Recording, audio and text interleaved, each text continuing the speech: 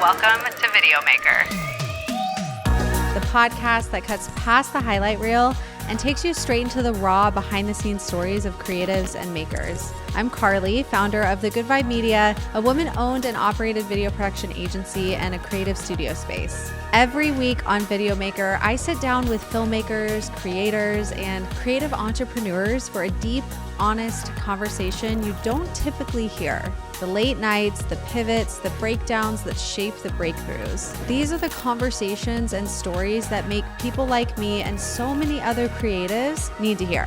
This is a space for growth, for lessons, for community, a place where we learn from each other's real, unfiltered journeys. This is VDEOMKR. Let's get rolling.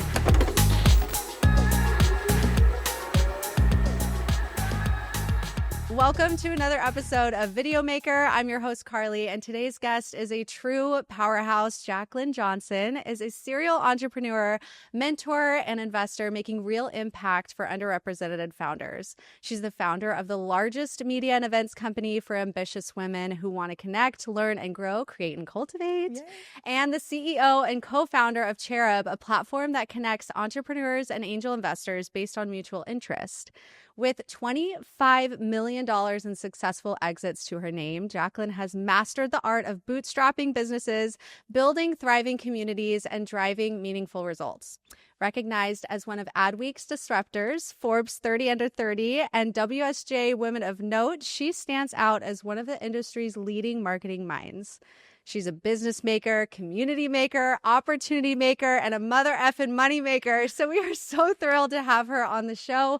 Welcome, Jaclyn. Thank you for that amazing intro. I'm so happy you're here. So grateful that you carved the time to be here. You're literally in Scottsdale for like 24 hours. Literally 24 hours, but I had to come by and check out the amazing studio. It's absolutely gorgeous. Oh, I'm just so grateful for you. You've been such an influence in my life and my career and how I show up as a business owner.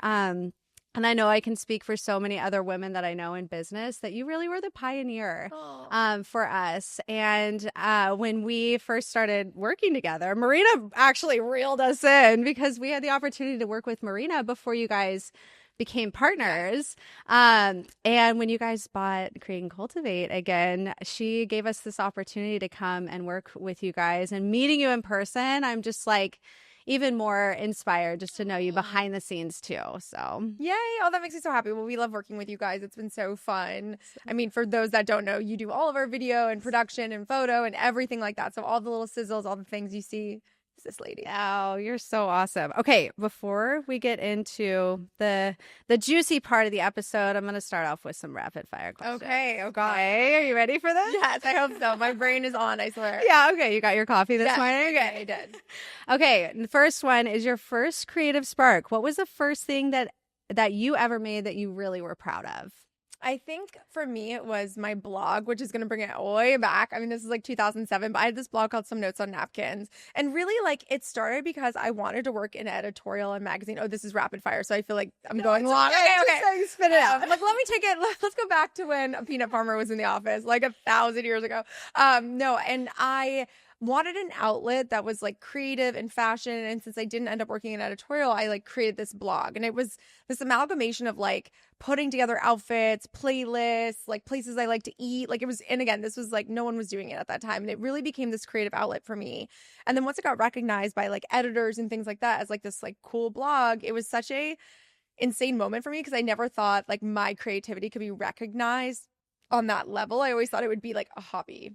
Yeah. Okay, good. This is good. I was like, tell me more. But yeah, we'll keep it around. Okay. We'll come back to that. Yes. Okay, daily fuel, coffee, tea, or something stronger? Oh my God. Coffee for sure. I'm such a coffee girl. I like cannot live without it, but definitely like an after work martini is also where I thrive. Dirty or just like? No, I do like more fruit forward. So I'm like with a twist, usually a 50-50. So less gin, but like a little bit of like half and half vermouth. Yeah.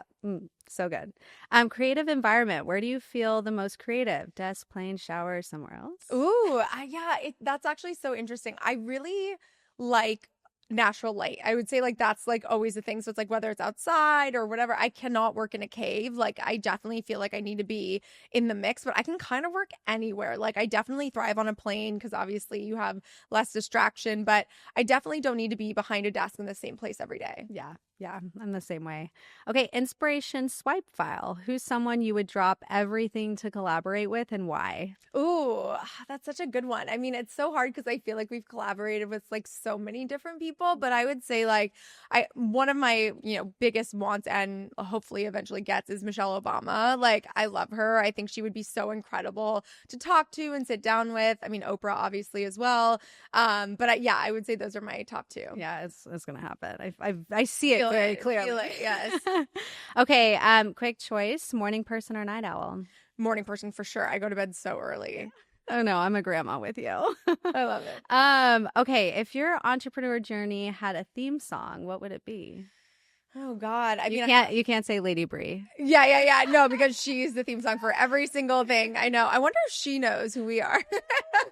She's like, She this is my doesn't? song for literally everything. Okay, theme song. I mean, I want to say I'm a survivor. Like that's where I'm going. Only because I feel like it's just been so long and had so many ups and downs. And like you really do need to be so resilient to be a business owner. And so I think like picking yourself up and keeping moving, like that song kind of is the theme song. Yeah, I love that. Okay, last one, your creative confession. What's one thing about the investing process that people would, I guess I should reword this. Like when someone is pitching you, what's one thing that people would be surprised to know in that process? Yeah, I mean, pitching is such a specific art form. I think like I really look for like founder mentality over like the numbers, over like the spreadsheets, like what is your vision? How are you going to get there? And like why are you the person to do it? And I think like people oftentimes are so focused on, the company and what they're building versus like the reality is like to get a business over the line and to make it successful, like the founder has to be relentless, and really go after what they want and have that motivation behind them. Otherwise, it'll never work. It doesn't matter what business you're in or how much money you raise. Like there has to be that passion and motivation behind it. So I think going into it with that in mind would really change up the style of the pitch that you're doing. Yeah, for sure. So let's go back to that. Yeah. Before Create and Cultivate, you had an agency. I guess was the blog before the agency? Is that what led into it? Agency. Okay, talk about that journey a little bit. Yeah, so I had the blog, I mean, early days. I would say like 2005, 2004. And so again, like no one was on the internet. It was like very early, but I was early to the internet in general.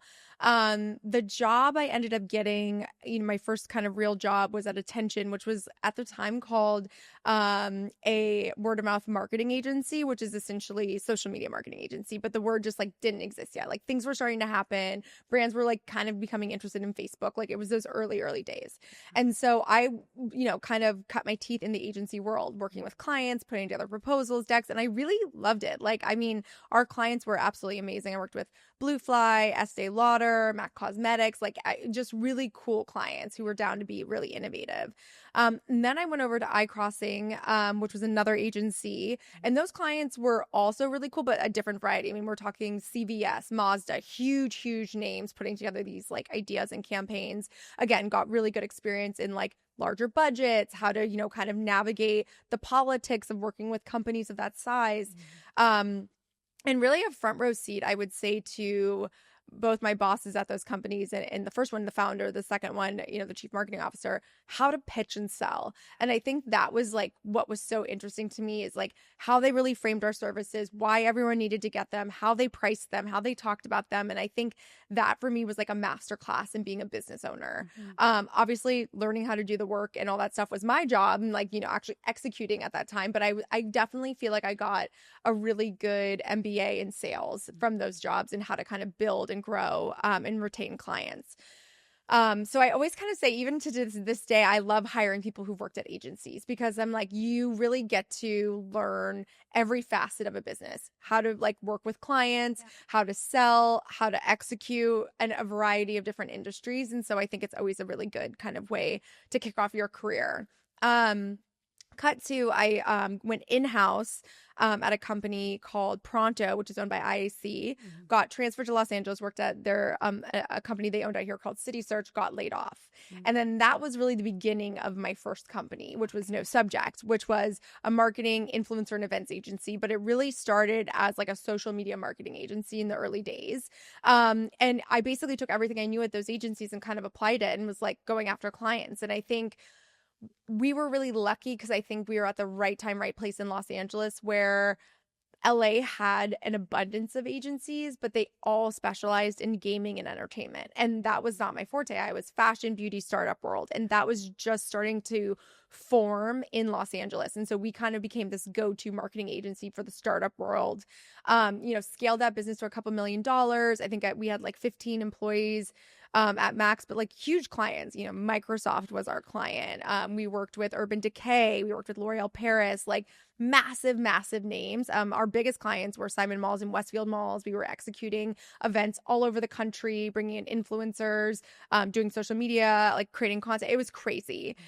And then I ended up selling that business to Small Girls PR, which is also an agency mainly focused on PR specifically. So editorial pitching, things of that nature at that time. So we were a nice complement to their business. Yeah. So can we go back to you getting these like big name, clients too? Because especially I know a lot of people that will tune into this are those creatives that are like, oh, I like my dream client is so and so. Like, how do I even get my foot in the door to show them like I am worthy of like taking on this account? Totally. So I think it was interesting because I think for us, it was definitely a build, right? Like we started with like some smaller clients, but kind of started to cut our teeth in the fashion world. And that kind of became our bread and butter. I remember one of our first clients was G-Star Raw. I don't know if you know them, but they're like kind of a European denim brand. Okay. And we were hosting a launch party of their Beverly Hills store. Massive budget, huge event. And it was one of those things where it was like almost we took on a little too much, but Mark Ronson DJ'd. It was like we did all these crazy activations. It was very, very cool. We had this. It was like, this is the funniest story, but they wanted this like 400-foot denim curtain for like the entrance of the space that was essentially going to like open like this big dramatic moment. Yeah. So we sourced the curtain. We figured it all out. Blah blah blah blah. We do the fire marshal walkthrough the day before, and the fire marshal basically is like, yeah, everything's fine, but is this denim curtain fire retardant? And he goes to light it on fire. It obviously lights on fire. We're like, no, like it's fucking cotton. Like it's denim. What are you talking about? And he's like, this needs to be sprayed with fire retardant material or like the thing. Find someone in Glendale. I literally put it in the back of my Prius. Like it was weighing down the back of my tires. My God. Drive it to Glendale. We spray it. I go to pick it back up and the guy literally is like, it weighs double the weight now because it's wet.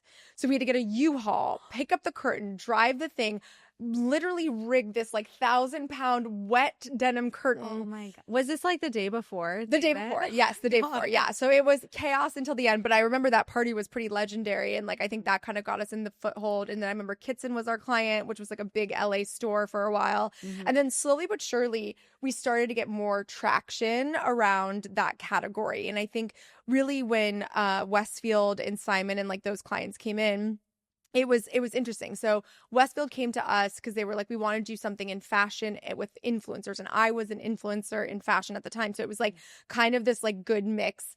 And we essentially did one event and they were like, we love this. We need to do more. Mm-hmm. And we became essentially like the agency of record for Westfield and like started doing all of their events. And then our client at Westfield was leaving. And then Simon Malls came knocking, which is their competitor, who was like, we want to take you guys. And then we became Simon Malls, agency of record. And I think it was like, once you kind of get these bigger names in the door, it's easier to get the other bigger names. And I think we really did a good job of doing press around ourselves as well. As like when we got these big clients, we would talk about it. We'd be in the media. Mm-hmm. We kind of were like this young, hip agency. And I think we also did a good job of our own events and style. So our website at the time was really cool and really edgy. And like, again, this is a long time ago, but the brand of our agency was cool. We hosted our own events. We did a lot of mixers. We did this one event called Garage Sale where we took all of these influencers, gave up one item from their, closets essentially. And so it was like, one was like a set of skis, one was like a jacket, one was a cool like sculpture. And we created this art installation and everything was text to buy with proceeds going to, part of the proceeds going to charity. And all of a sudden all these brands were like, we want to do that. And so it was like we were doing cool stuff that brands caught wind of, and then they wanted to work with us. So it was kind of one thing after another. The other thing I will say is that when we started working with these big brands, we had to go through a lot of RFP processes, and we also had to be set up as a vendor, which is a huge process. They go through and ask, like, they want to make sure essentially like you're set up to succeed for these larger brands, and you have the right amount of employees, you have the right amount of capital, all these things. Because a lot of times, especially with the event side of things, we would have to pay the cost up front. So they're like, we'll pay you in full, but like their terms are net 90. Right. And so we're fronting these $300,000 events. And so for our business, it was super tricky, but I wasn't going to say no to the company, obviously to the client. So I would sometimes like wire my own money into the business, pay for it, wire it. But I was like crazy, but it was like, I did what it took to like get those clients in the door, because once you're in, they're like secured with you, and they don't want to use other vendors. Exactly. Yeah. Oh my gosh, that's so good. So then tell me about how long did you have that company for before you sold?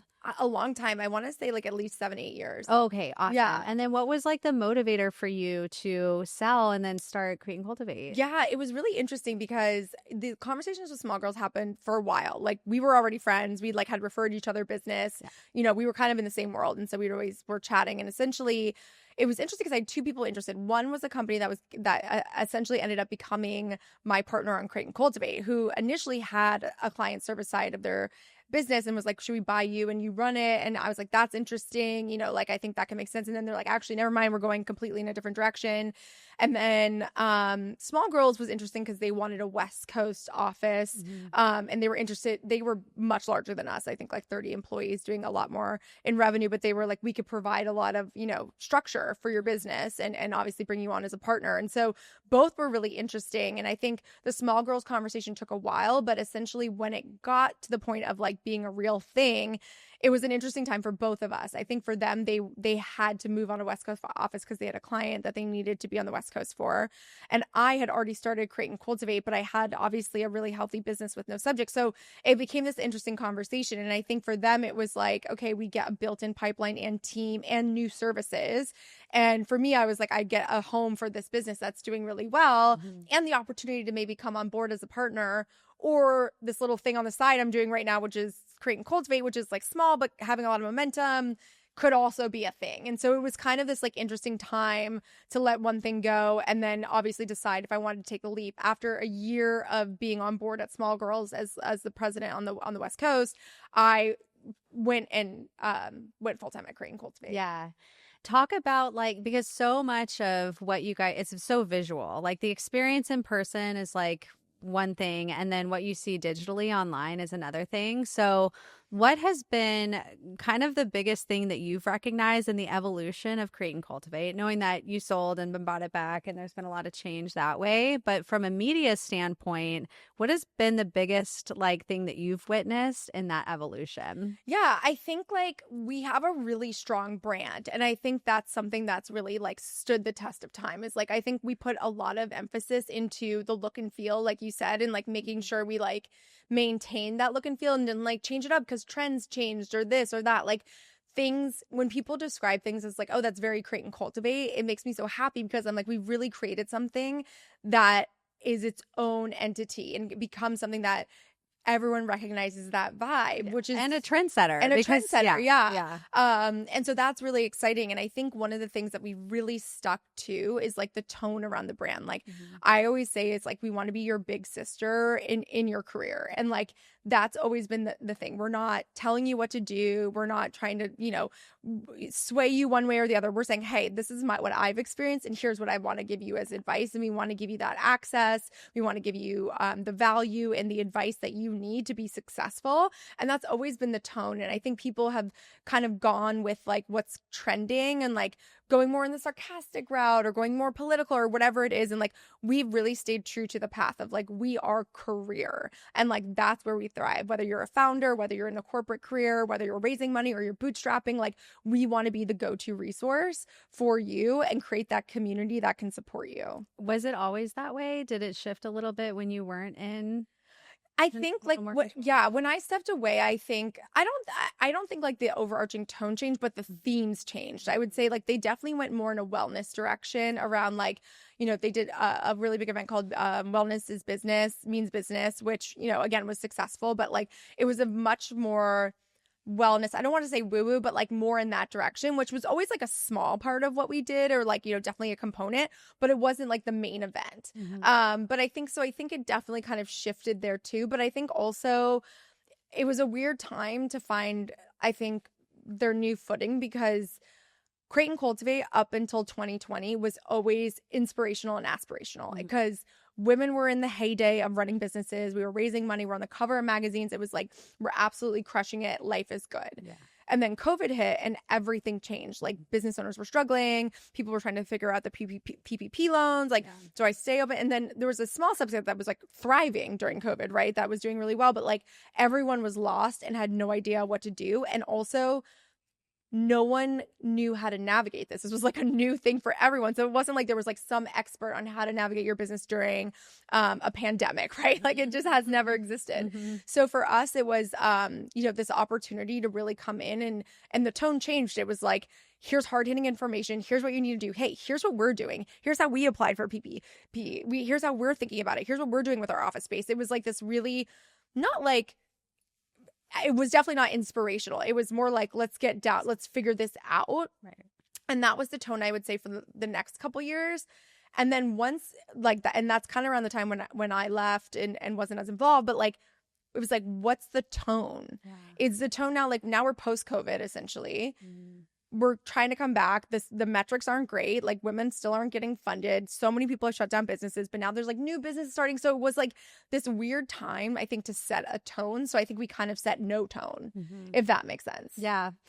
I totally. And I meant to say this in your intro too, because I feel like being and having a background in filmmaking and even going to film school, I swear, Jaclyn, it was like me and maybe 2 or 3 other girls in the entire film program. Like it was crazy how little women were in the industry. And I always looked around and I was like, why is this the case? Like, I know there's got to be so many other girls that are passionate about the art of filmmaking, but is it because they're intimidated? Because I was intimidated as shit being in those classrooms and feeling like I wasn't good enough. Yeah. And then even starting out my career, I didn't have a lot of women in the film industry that I could look up to and like lean on and try to get mentorship from. So I leaned on, Create and Cultivate and all these other women in business to kind of pull from, which was another piece of the puzzle of why I'm just so grateful that you started what you did, because no matter what industry you're in, I feel like it's easier to see, oh, there's opportunity and I can do it. Even if I can't find someone that's like me or, has the same vision or path or branding, whatever it looks like, I know I can still create this because it's like what I'm so passionate about. I think that's like the case for a lot of people. I think now, because of Create and Cultivate, there's so many other communities that have cropped up that are in industry specific. So like a women in film type, event or whatever. And I love that, because I do think like Create and Cultivate is for a lot of women. It's for everyone. It's ambitious women, right? But we can service you in different ways and give you, the tools on how to create a business, market a business, launch a business, raise money, all those things. But getting into the niche side of things is really where like the retreats are and like those types of coaching things. But I think it's awesome that there's all these things that have popped up around it, because they were necessary. They were needed. It is really isolating. And like Marina and I just did this episode around like the word girl boss or female founder, and like why everyone's like, no, you're just a founder. And it's like, no, we face so much more inequity. We face less opportunity. We are up against all odds. And like, I've experienced that. Almost every woman I know has experienced that walking into any room. Even till this day, I had a call the other day with someone who's like going out and raising money. And she's like, I want to tell you I'm pregnant. And I just want to let you know, like, going into that, it's going to like probably affect the fundraise. And like the fact that that's something that we still have to talk about and disclose and be nervous about. Yeah. It's real though. It's reality. Like, I think sometimes we can live in our little bubble of like all women, everything, and it's amazing. But like, at the end of the day, we need men to be advocates as well. And we need them seeing the problem and making the change, and not just like writing a check because they're like, oh, I need to write a check to a female founder. You're writing a check because the company's really good. Yeah. And it's going to be successful. And actually, more companies run by women are more profitable, more successful than ones run by men. And that's what I appreciated so much about, I think it was the Napa retreat, one of the first blueprints that you guys had. And Allie Webb brought in, who was it? It was one of her biggest investors or her someone for Dry Bar. He's the CEO of Summer Fridays. Yes. He was the CEO of Dry Bar. Yes. And hearing his perspective, that was like the first time I was like, oh shit, there's an old white man that is actually here in a room full of women wanting to support. I'm like, this is so amazing to see, because to like my point earlier, it's like I have always been so passionate about filmmaking and like very bootstrapped, built the video production company that I have today, but I had no fucking business background at all. And I certainly didn't have any group of women that I could talk about business with. Like the language and the conversations were so different with my group of female friends. Yeah. Where when I was able to find those group of women that I could talk business with, that's when I started to see a lot more change.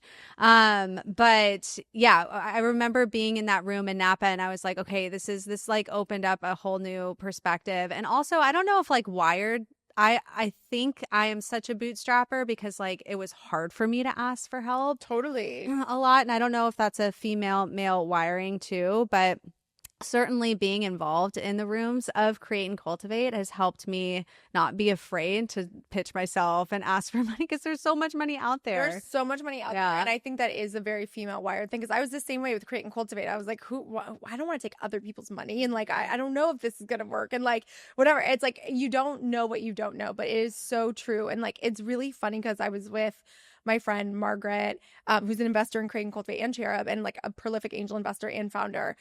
And it was really interesting because she was like, women, when they pitch, and it's so true, and I've experienced too, like, we want to give the most realistic pitch. Like, this is what I want to do. I want to go from A to B, and like, here's how I'm going to get there. Here's how much it's going to cost, and like, here's how much I'm going to make.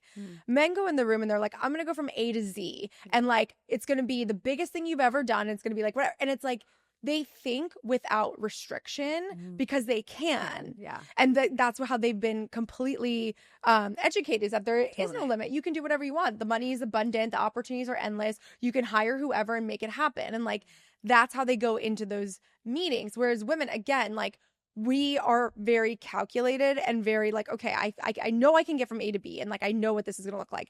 A to Z is going to take me, like, I need to think more specifically about that, but you actually don't. Like, you have to go into these meetings really with like the gusto that you can do anything and anything is possible. Yeah. And like, you will get there. And it's real. Like, once I started saying with Create and Cultivate, like, I'm going to build the largest media company for ambitious women. Yeah. And like, I want Create and Cultivate to be everywhere women are, on your TV and your whatever. It's like people's eyes lit up. Yeah. And I only did that after 7 years or something, where I knew it was possible. Yeah. But if I had said that day one, it would have been very different. Totally. So I think, again, it is like, words matter. It matters to go in with these like big visions. And I remember at a Create and Cultivate event, Payal Kadakia, who's the CEO of ClassPass, founder of ClassPass, said something like that. She was like, fuck $1 million business. I want to build $1 billion business. And like, that's more of the energy that women need to have. Yeah. And I remember got like so many screams and claps and stuff, but I was like, she's not wrong. Yeah. Like, we have to stop thinking so small. Totally. The first grant that I ever applied for was in 2020 when the whole world shut down. And I was like, oh my God, what the fuck do I do? Because I just brought on my first full-time employee. I had space, all this overhead where I'm like, I don't know what to do. And so I remember applying for a grant. It was a $5,000 grant, like barely anything, but it was Sarah Blakely's grant. Oh, yes. Yes. And I was scared to do that because I, again, had this bootstrap mentality of, no, I got to figure it out and do it all on fiercely stubborn, independent personality. Yes. So that grant was the first eye open for me to be like, oh my gosh, there is money out there. Yeah. And then we were able to crowdfund $100,000 to build this, out this space, which was so huge. But I'm curious what was like to go back to that time where you're like, oh my God, I need X amount of dollars. How am I going to get it? Who am I going to go? Like, tell me that story. Well, it's interesting because it's like, well, twofold. One, I feel like grants are such like an underutilized tool for founders. Definitely look into this. But I never like had that moment, I think, in a lot of times, because I always bootstrapped my businesses. So I think of the biggest amount of money was less coming in. It was more going out. It was like when I wrote the $50,000 check into the company, which was such a funny experience. Like I had angel invested at that point. I had my business, No Subject, obviously, which was doing well. I had money saved, not like a crazy amount of money, but like I had money saved. And I remember my partner that I brought on for Create and Cultivate at the time was Raina from DBA or whatever. And she's like, I'll write a check into the business, but you have to write a check into the business too. Like, obviously, like that, we all need skin in the game. And I remember being like, ooh, I don't know. Like, and I remember one of my clients at the time at No Subject was like, why wouldn't you invest in yourself? Like, you're the best bet out of anything. And I was like, oh, right. Yeah. Like, why wouldn't I write this into like what I know I'm going to build and grow? And so I wrote a $50,000 check into the company, and like the rest is history. Is like crazy. But that was like a ton of money for me at the time. And I was like so nervous. But I think it was like, yeah, obviously that's like the safest bet you could make is on yourself. And so I think for me, it was always like, you know, from that point on, completely all the money was like, you know, made from me essentially in the company, and growing that in there. And then it was interesting because it was like after when we bought the company back in 2023, end of 2023, early 2024, we went out to angel investors, obviously, because we were kind of starting from zero, and obviously we wanted some really good women on the cap table and things like that. And I feel like that was like really like exciting and stressful, because it is one, it's like it's a risky and non-risky investment at the same time. It's risky in that like we were like, we just bought this back, like I don't, you know, again, I'm like, we're trying to figure out the strategy, but like here's kind of our overarching goal. And then two, it's like you're investing in a brand that has legacy and history and a lot of love behind it. And so getting in those initial, you know, dollars from angel investors again, and this is why I love angel investment so much, was game changing. It's what got us to the place where we could go get venture capital and we could go do the things we wanted to do. And that's why I think it's just so important for underrepresented founders to have access to angel investors. Like, again, you know, we jokingly say like, you know, Cherub is great if you don't have a rich uncle, which a lot of us don't. No. Like, I certainly don't. No, for sure. But it's like, you know, you need that capital to get you started. And angels are the best way to do that, in my opinion. Because one, they really care about your business. They, you know, want you to succeed. They have some sort of, you know, either experience or love around it to like be able to write that check that I honestly can help kickstart and change, you know, the trajectory of what you're building. Will you talk to us a little bit about the process of Cherub, like from both sides? Because I know you vet both sides of the investors and the, you know, business that come in. So we're on the brink of relaunching a lot of stuff because we just added a ton of features, but now we're like the first AI powered fundraising co-pilot is what we're calling it. And really that's because the fundraising process is a nightmare. If you've ever raised money or thinking about raising money, whether you're Series D or, you know, pre-seed, like it's a pain in the ass. It's extremely hard. It's extremely time consuming. Obviously, with the dawn of AI, we are able to simplify that experience a lot more. So on the founder side, a few different things. So you can sign on, you can upload your pitch deck. Our AI will scrape it and build you a beautiful data room in less than 10 seconds. And so typically in a fundraising experience, if I'm a founder, I'm sending you a link to my deck. You're like, I'm interested, I'm not interested. And then over email, or you get no response. And then if you're interested, you usually get invited to their data room. And data rooms are usually via DocSend, and they're links. They're protected links that you have to put your email in, and you get analytics on the back. I'm like, did they look at it? How long did they look at it? And that's all it is. Okay. It's a really shitty experience. Yeah. When you're building a brand, it's like so meaningful. Like you want the story behind it. You want the visuals behind it. You want to showcase the products. You want to showcase who's on the team. And so that's what our data room looks like. It looks like a Squarespace, essentially. It's beautifully designed fundraising page, highlighting your stats, including your deck. You can add video content. You can add who's on your cap table. It's like really, really gorgeous. So that's all built in. You still get the same analytics, who's looking at your page, how long, who's interested, etc. On that side. On the investor side, you also get a page. It's dedicated to your entire portfolio, who you're invested in, what you're interested in investing in, what your check size is, the types of companies you like, etc. And so that basically is also given an AI component where essentially we'll help develop a fit score if a company is a good match for you, essentially, based on what you've already invested in and what you're looking for.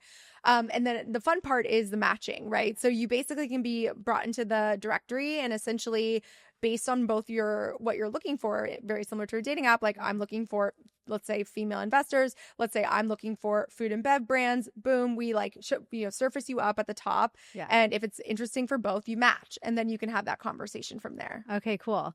In angel investing too, what does it look like? Like, could you put any dollar amount? What is the percentage like on interest? Like, how does that? Yeah. Okay. play out? So it's really interesting. So it's entirely up to the founder. So some people allow angel investors to invest $1,000. Sometimes the minimum check size is $100,000. Like it really just depends. So that's first of all, on that side, it's really up to the founder. We have on Cherub like opportunities at 5K, 2,500. We have SPVs, which oftentimes are a lower amount as well. So that's how that's dictated. In terms of the percentage, it's based on the valuation. So essentially, they dictate the valuation typically, and they'll say, it's a $5 million valuation, let's just say, and then you're investing $10,000, so $10,000 on $5 million. But like a good example of this is like, if I'm raising at a $5 million valuation, I give you $2.5 million. I own 50% of your company. Yeah. That's the kind of the way to think about it. Obviously, as you're getting smaller numbers, it's a lot more incremental and things like that. So essentially, that's how that's dictated, and that's how you get that equity. It's usually raised on a safe. That's like a very popular way to do it now. And what that means is once there's a priced round, so like a firm valuation, then you'll get equity. But for now, you're getting future equity on the company, banking on it getting funding in a more structured round, which is like actual valuation, actual equity. Yeah, that makes sense. Oh my gosh. It's like so much terminology. I'm like, oh, because when we did the Kickstarter campaign, I had like no idea. But I think my biggest fear has always been like, oh my gosh, I don't want to lose control over something that I've bootstrapped and built, So this is the common fear. And I think the way you have to think about it, and like, it's like, do you want to own 1% of $1 billion company or 100% of $100,000 company? Like, and again, there's no wrong answer. Like, I do think if you have a good business that throws off good cash, you don't really need any help. You don't really need money to grow. Like you're just like doing your thing. You don't really need to give anyone equity, raise money. You don't really need to do that. And that I think is great. And that's fine. And like really with Create and Cultivate, we didn't need to raise money, but if we did raise money, it's pouring fuel on the fire. It's the reason you raise money is for expedited growth, essentially. And then on the flip side of that, I think like, don't be precious about equity if that money can, again, game change your business and make it an even bigger and better company quicker. So I think it's about thinking about, what do you want your life to look like? What do you want your business to look like? And what could change the trajectory of your company? If it's cash, then that's something to think about. For sure. And coming from like that agency perspective where like I was the creator, when I started the business and then built up the agency that now supports such a powerful team. But like, talk to me a little bit about like that role shift, because I know you probably have experienced that a lot in building your teams and what that looks like. Knowing that because my vision has completely shifted in the last like 5 to 6 years of what the possibility is. And now it's like, I am still passionate about creating videos, but now I'm even more passionate about seeing other people and like almost the next generation of like turning their passion into a lucrative career and supporting that in that journey. Yeah, it changes over time. I think as a founder, you have a different energy than a CEO. Founders are visionaries. They're doers. They create things. They see opportunities. They take them. Like that's where I thrive personally. I don't thrive in like the spreadsheets and the processes and like all that stuff. I do not thrive in that world.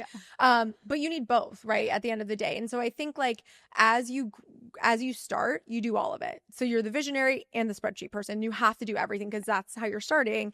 As you grow into the role, I think it's important to find people who can take those things off your plate. And then for you to maintain being the visionary and growing the business and getting excited about what's next and what you're doing. And oftentimes that means like maybe doing something else alongside it, or, kind of stepping back into different roles, because you have to just recognize what your skill set is and where you thrive. Like, where is it that lights you up about the business, and like really spend your time on that versus anything else. Right. And so that brings me to Marina, because when you guys bought back Create and Cultivate, she is the CEO and you guys are like a perfect yin and yang energy that way. Yeah. So what was that characteristic that you saw in her? What was it in her where you're like, you're my fucking partner? Like, yeah, no, totally. I mean, I think, well, one is like we ran the blueprint together for a year before this happened. So that was a working tell us what relationship. Blueprint is too. Yeah. So Blueprint was the mastermind with me, Marina, Ali Webb. We started together, 6-month mastermind with about like 50 women.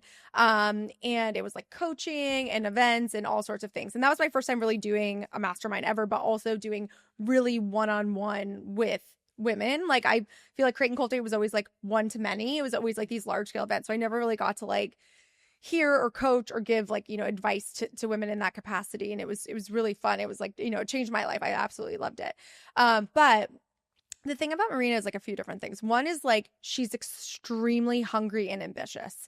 And it's not every day you find people like that. I think it's really hard to find people who want something so badly and like will do anything to get there in like a really meaningful way. And so that was like the first thing I noticed there. Two was that she is very systems oriented and spreadsheet oriented, and she's really into the numbers. And she also is like unafraid to ask questions and learn along the way, which is also very important for a CEO.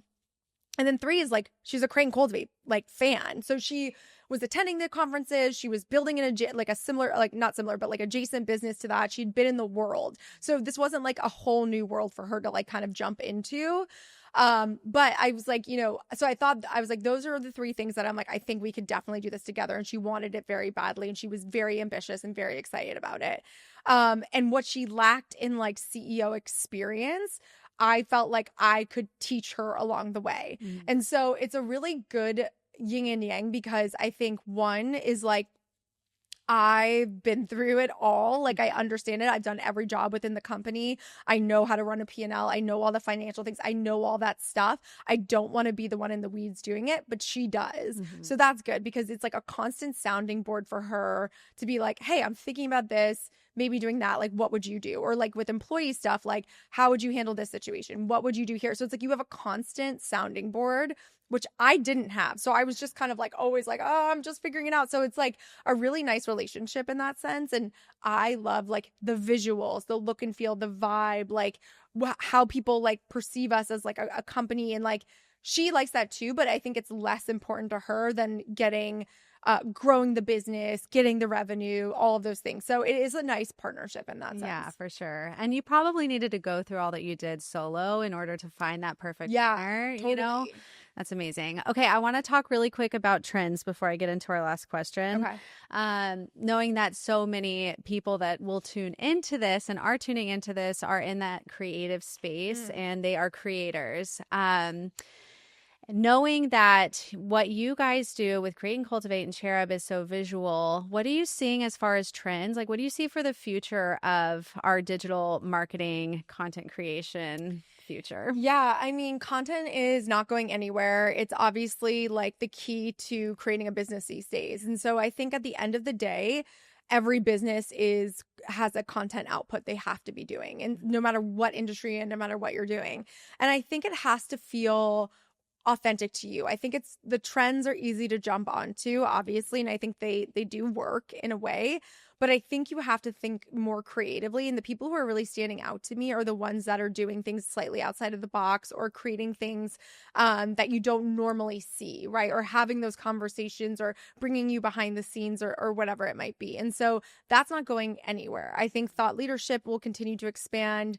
I think what's interesting and like what I'm kind of seeing is like twofold. Is one, creators and like actual like content creators are becoming more and more brands. So like we've seen like for the first like Slow Ventures launched a creator fund, and basically what that means is they're investing in creators, not creator businesses, creators as a business, and then whatever they build under their name they will have ownership in. So you know, you think about like a Mr. Beast or whatever, if like you invested in him and then all of his subsidiaries came from that. And so this is kind of a new model where it's like human capital, or like humans are becoming capital worthy, which will be crazy to kind of see and do. But I think at the end of the day, like I'm excited for like the thought leaders to prevail and like the people with the experience to tell their stories. And I think that's what's really interesting as well, is like creating those thoughtful entrepreneurial journeys and like really being vulnerable about like what's going on in your business. Yeah, you've been so good about like consistency and how you show up.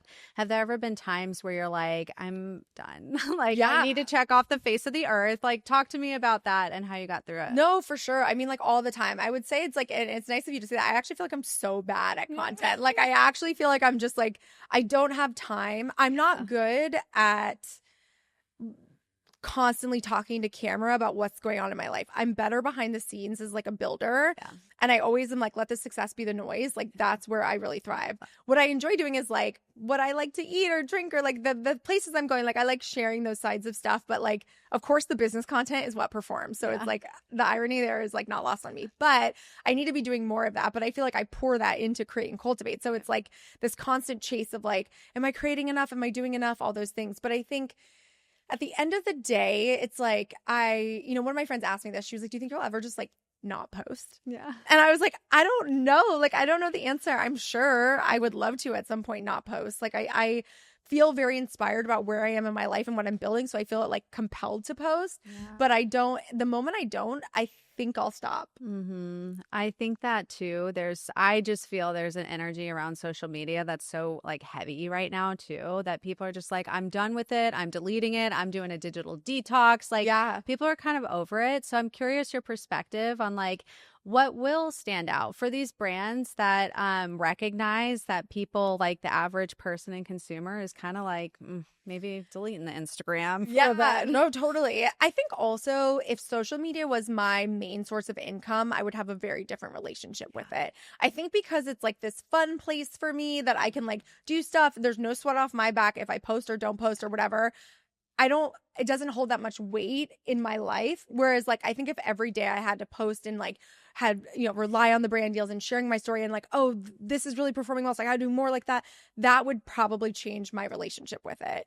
And so I'm glad that I have like the grip on it that I do. I would say like for brands, it's tough. I think like where we're seeing brands really thrive is in community. Like, I think I'm, really grateful that in this like AI futuristic world, events are going to become more and more important. In real life is going to be more and more important. I see brands doubling down on that, and not just doubling down on that to like have an Instagrammable moment, but like really build community around the brands and what they're doing. And I think we started to see that shift in trend, and I hope that it continues to grow. Yeah. I mean, let's talk about the freaking festival that just happened a couple months ago. That was wild. So we did our first Create and Cultivate Festival, which was a multi-day event, musical performance. Over 2,000 women came. And it was so awesome to be in that room of like that many women coming together. I think like we don't want to play small, but it's scary to play big.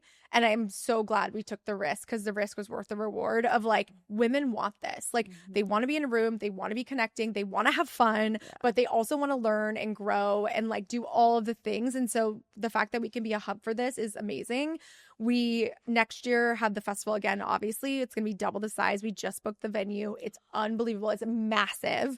And it's just going to be like the way we're structuring it and creating it. It's going to be a literal playground. Like it's huge. And so we're just so thrilled that like, again, we're creating something that women feel compelled to be a part of, share, and grow with us. I mean, I have to say, because our video team with the Good Vibe Media is all female, and it was the first time we ever had a job that could take our entire team to shoot something. Yes. And to see our whole team of 13 women like capturing around. Yes. And to look at the footage, there was like one shot where Doechii was performing, and like you just see these sea of hands bouncing. The drone footage, and it was so good. But the dopest thing is that it was all freaking women. Yeah, like a sea full of women. Yeah. And all the footage from all the different installations and stages and speakers. It was just the most remarkable thing. But also for our team too, to be able to like experience that and witness it and document it.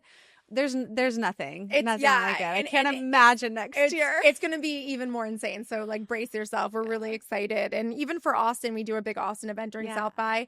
The footprint's going to be even bigger. We have really exciting things that we're doing. So yeah. Oh, I'm so excited. I know you guys don't slow down. It's great. We are here for it all. Okay, so final question before we wrap up. It's a letter to our future makers. So if a young entrepreneur found this podcast 10 years from now, what's one piece of advice that you would want them to take from you? I mean, I think it's that you have to think bigger. I think that's like the biggest piece of advice I could give. I think don't play small, play big, go for the gusto, build the $1 billion business. Okay. Oh shit, that kind of gives me butterflies.